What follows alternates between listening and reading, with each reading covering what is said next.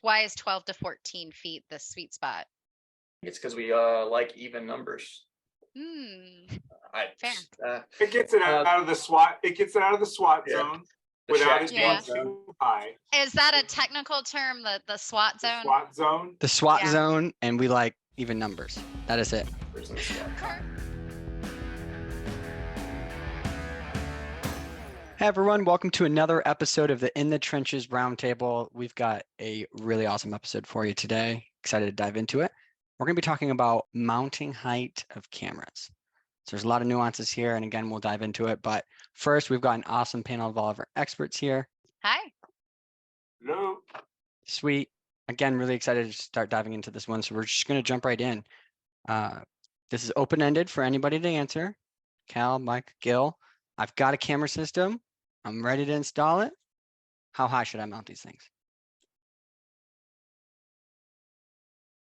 Yeah, please. I was looking at that. I was like, about this high, you know? Yeah, high as you want, man. Throw them in the sky if you need to. Yeah. No, Yeah. definitely Top not. of the flagpole in my front yard. Absolutely. not. Totally. I like to check for bald spots. Mm. Yeah. Yes. High enough that Shaq can't whack it out of the. Yeah. In-depth study on male pattern baldness in America. I like it. High enough No. to where the face doesn't look like this. Mm. So Yes. you kind of have two variables that you're bouncing between. You put it too high, you're just doing a study on male pattern baldness, as Cal says. You put it too low, it's vulnerable to something coming up and whacking it, moving it, adjusting it. Awesome. Yeah. I think Cool. whenever Episode over. Decided. Yeah, we're done. We're done. Wrap it up. No, when I think of like low cameras, like typically like indoor cameras, you're usually looking at like 7, 8, 9 feet, somewhere below 10 feet usually if the ceiling permits. And then when I think of like a high camera, anywhere from like 12 to 16 feet, something maybe on a pole, like construction site camera, outdoor, tall walls, I guess. Right. Eaves. Side of buildings and stuff. Yeah. Mm-hmm. Yeah, I mean, angle determines everything, right? Yeah. Because without knowing the angle of the shot that you're taking, we really can't adjust the height to match what we need to see. Mm. So that's kind of your starting point. The old like we Pythagorean need theorem, right? Yeah, we need a whiteboard with some geometry on it. Mhm. The old, Well, hey, our amazing editor is going to take care of all that. So yeah, don't you the worry old about it. Pythagorean Yeah. theorem: a squared plus b squared equals c squared. Yeah. Yeah, absolutely. But no, I mean, what everyone's saying is absolutely true. But I think what Gil is hinting at is absolutely the most, is that biggest consideration you should have, right? Angle, what you're trying to capture. Knowing for sure what the customer wants to see. Mm-hmm. Yeah. Absolutely. There's definitely like drawbacks from either or. Like too high, you're gonna lose a lot of like the camera's features, functionalities. You're not going to capture like facial features as well. You're going to kind of have a more wide range shot. The lower you get, obviously the more zoomed in and like straight on of an angle you're going to get somebody's facial features and have a better chance of like actually identifying somebody through the video. So I mean, I guess there's drawbacks to both. Well, that's a good segue actually, Cal. Can we talk through some of the considerations or upsides of cameras that are mounted high? When would you mount a camera very high? I guess when you want to, type of camera. I mean, you got to take that into consideration. Like if you have something varifocal or a PTZ, you can get away with, being a little higher up, more of a zoomed And that's out. because you can adjust the angle Right. of view, which is going to be relevant if you've got distance from the camera, though. Yes? Yeah, and by distance from the camera, I mean the thing you're trying to see is far enough away from the camera that as you zoom in, you're still getting a good angle. Right. Yes. And I guess with that, with the camera and the field of view, it creates kind of like a triangle. And I guess you have like a dead zone at either end of the triangle. So like close to where the camera's mounted, you kind of have that dead zone from where you're looking down and you miss, like say the camera's on a wall, you're going to miss everything directly underneath it. Yeah. Then further away, the other end of the triangle, say somebody's walking at the other end of the triangle and they're 6 feet tall, but the end of the triangle goes down to the ground, you're going to miss, until they get to that kind of sweet spot. Good point. For sure. I mean, I think a lot of customers like out of sight, out of mind. You know, most people will walk under cameras and not really look up for cameras. Mm-hmm. So, you know, the higher up they can get them with getting the field of view that they want or the shot they want, probably that's the sweet spot, right? Mhm. Especially warehouse or retail environments. That's Thanks, typically Gil. the case. You know, it all depends. You know, if they're looking for facial features, that, you know, the camera can do the job if you get the right camera. You could have it 100 feet up if you want, but the camera's got to be able to do the shot that you want. So then we're talking about the specs of the camera more than the height of the camera. But then you're Right. talking about, okay, so then what are we truly drilling down and looking at? You know, if it's retail, are we looking at what dollar bills they're picking out of a register? You know, Mhm. if it's pharmaceutical manufacturer packing drugs, you know, are we looking to see how many drugs are they putting in the bottle?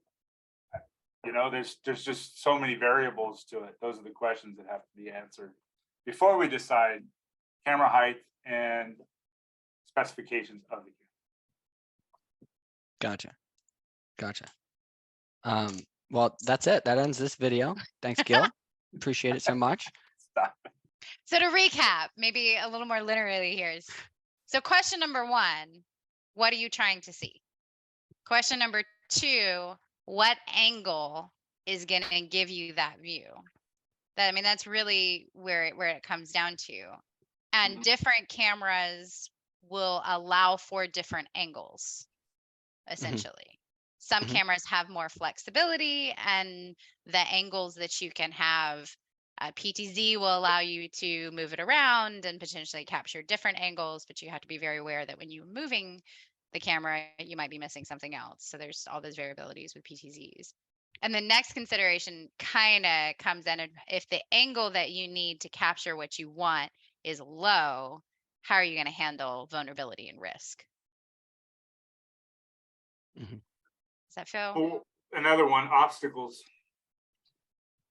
So So bar what's in your joists, way? lighting structures, lights, period, right? We don't want Absolutely. lights in front of the camera. No, it's absolutely true. Yeah, with obstructions, right? Like trees, things that could potentially get in the way. You know, you need to take in consideration when you're mounting that camera and when you're angling it. If it's the winter, you know, that view might look a lot different than what it might look like in summer when that tree fills in. Yeah. You know. One thing a lot of people don't talk about, like with mounting height, is like how susceptible it is to like debris or like dust. So like a lower camera, if it's super windy, you might be obstructed by like dust and stuff from the ground. You know, higher up, you're not going to be as susceptible to stuff like that. Something to take into consideration as well. That's actually a really good point, Kyle. Really, really Yeah. good point. I was just Very talking to a client the other day who had a low mounted license plate capture camera and he was getting mud splashing up on it. So yeah, that's actually a really, really good point. There's also that service height threshold where it's I was thinking changes about from that. ladder access Lifts. to lift access. Boom. There's an impact on the long-term cost of ownership for that camera the higher you mount it. Yeah, I mean, if you have a lift on site, then whatever, mount them as high as you want to. But if you got to pay to get one out every time, definitely going to want to keep it like, you know, I guess, what do our Ladder proposals height. say that our 12 proposals feet? that we send out say they will be mounted from 12 think to 14 feet unless it's otherwise specified by the customer, Right. or the ceilings are too low. They don't let us go that high. Yeah. And why do we start at 12? Why is that sort of why is 12 to 14 feet the sweet spot? It's because we like even numbers. Fair. It gets it out of the SWAT. It gets it out of the SWAT Yeah. zone The without shack it being SWAT zone. too high. Is that a technical term, the SWAT The zone? SWAT zone. The SWAT Yeah. zone, and we like even numbers. That is it. Numbers in the SWAT. Cut, Perfect. wrap. I can tell Just you. I mean, there's done. so many ways cameras are affected. I mean, we've all heard paintball. Mhm. You'll pull your Fire belt off and extinguishers. swing it around and pull Fire it down. extinguishers. Mhm. A lot of Yeah, ways, definitely. but Right. When we give recommendations on mounting height, it's that 12 to 14 range, 12 feet, because it's out of the range of someone who would be about 6 feet with reaching, right, with a tool to maybe disrupt the Mhm. camera view or spray paint it or fire extinguish it, right? All the things we just talked about. And below that 14-foot threshold for service reasons, of course, but mainly because we don't want to be capturing the tops of people's heads, right? If Yeah. we take away all the variables with all the different camera models and things, that 12 to 14-foot range is ideal because you're out of the vandalism zone and you're within still capturing the face zone. Why would you choose to mount a camera much lower, given the risk of vandalism or tampering? It's when you're really concerned with identifying faces. If you want to, if you're somewhere like a gas station, for example, and you have a lot of people that might want to rob your registers or something, you definitely want to make sure you get a straight on view of that person's face so you can submit that footage to the authorities and they can actually identify the person instead of the bill of their hat. And Yeah, in fact, go sorry, ahead. go ahead. Sorry. No, go ahead, Gil. Well, I mean, that what Cal just said is a direct reflection of that angle. You're reducing the angle if it's lower to more of a straight on shot. So it helps getting faces a lot better. Can we talk about some of the specific use cases that you would want to really think about uniquely adjusting the mounting height? We've kind of covered a few of them, but I'd really want to just encapsulate it in its own section here. What are some use cases where we would mount cameras lower or maybe higher? Yeah, like you said, license plate capture cameras, you're going to want to kind of mount those a little lower so you have a more straight on angle at the license plate and you reduce the amount of glare. You don't want it any more than, I think it's 45 degrees. 45 degrees, yep. Ooh, yeah, you're going to get lots of glare and not be able to read the plate. Does that still feel too? Yeah, we used to 30. use a 30-degree plus or minus offset 30 from degrees. center. So either way, that 30 degrees is Yeah. up or down also. Right. In some situations, you can push the camera back and use a camera that zooms in farther so that you still get the 30-degree angle, but you are moving it out of that tamper zone. We've deployed that. I've definitely done some Google Maps, like measuring distances and running the theorem to figure out how far back I need to move it in order to keep it at 12 feet and get the 30-foot or the 30-degree angle. Absolutely. You thought you'd never need trigonometry, right? Come on. Straight up G is in geometry right here. Let's go. You still don't need trigonometry because it's geometry. That's right. That's the whole point. B in trig. Oh. Retail and warehouse really have different requirements for camera heights based on what they want to do. Because you may have two cameras for the same scene, but one could be 15 feet higher than the other because the one that's higher wants to get a general scene view of everything and see who's in the picture. And the lower one might just, like I said, want to see what kind of bills are coming out of that register, stuff like that.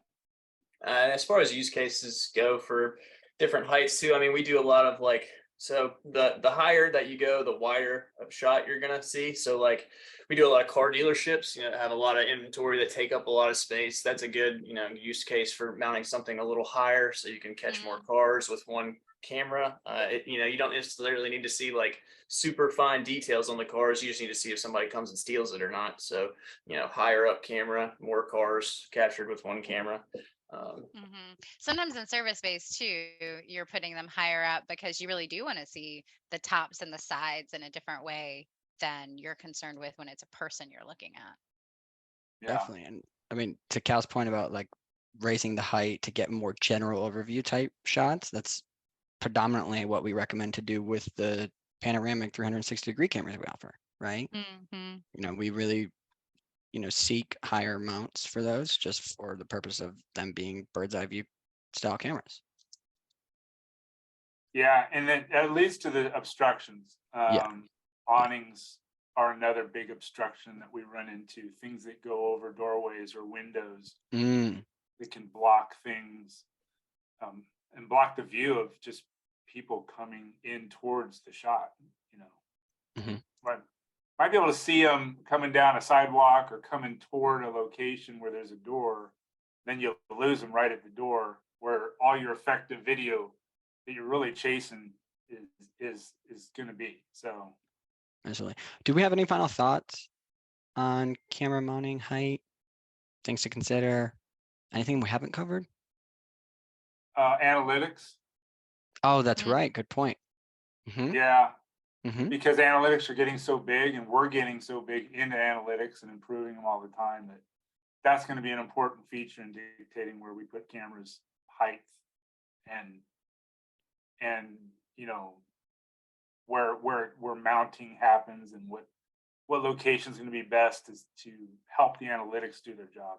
Definitely right. So yeah, to be more specific, right? Facial recognition type analytics, you obviously need to be able to recognize your face, but there's some considerations that go into play there. Yeah, absolutely. LPC, license plate capture, or LPR, the recognition and logging of that tag, some considerations with that, without a doubt.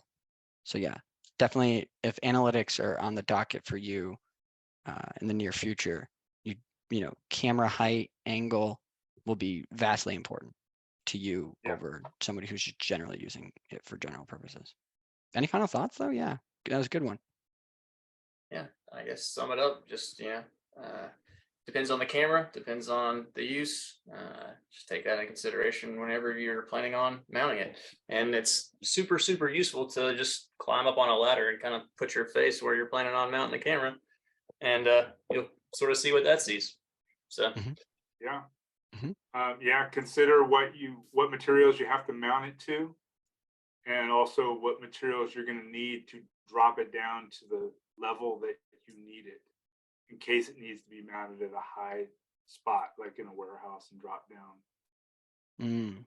So That's a good point just too. a lot of stuff to consider based on where the camera's mounting and how you need to float it in place. Right.